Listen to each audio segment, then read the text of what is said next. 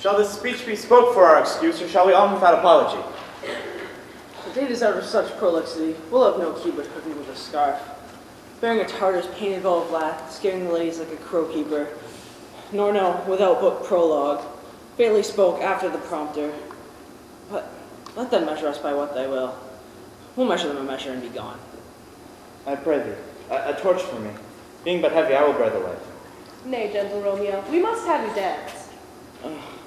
But you have dancing shoes made with nimble soles. I have a soul of lead, so stakes me to the ground. I cannot move. You are a lover. Borrow Cupid's wings and soar with them above a common bound. I am too sore and pierced with his shaft to soar with his light feathers.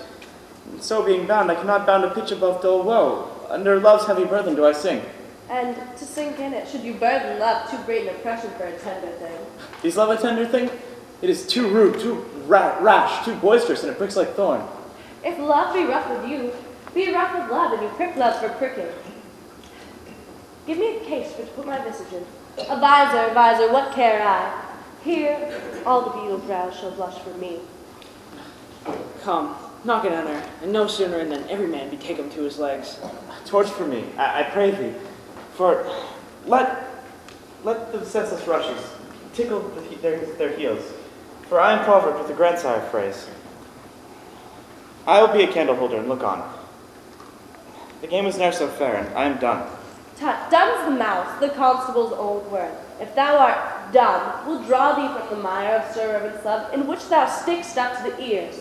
Come, we burn daylight up. Nay, that's not so. I mean, sir, in delay, we waste our lights in vain like lamps by day. Take our good word, for our judgment sits 5 times in that air, once in our 5 wits. And we mean well to go to this mask, but 'tis no wit to go. Why, may one ask?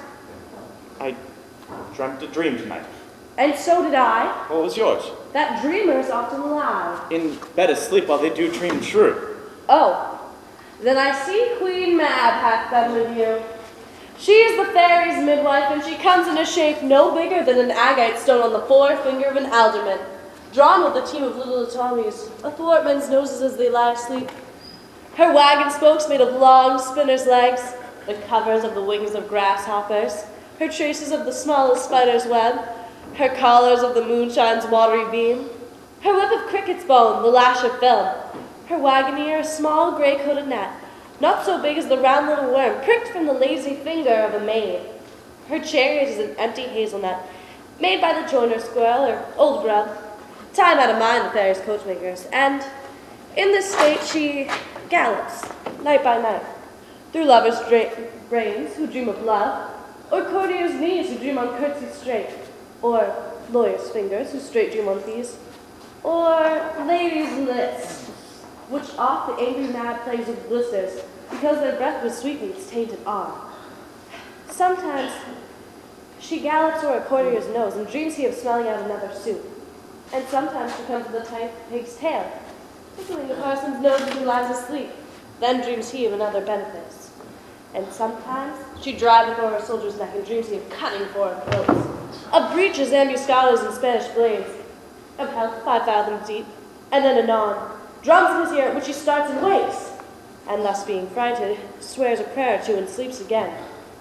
This is the very mad that placed the manes of horses in the night, baking their elf locks in foul, sluttish hairs, which, once untangled, much misfortune bodes.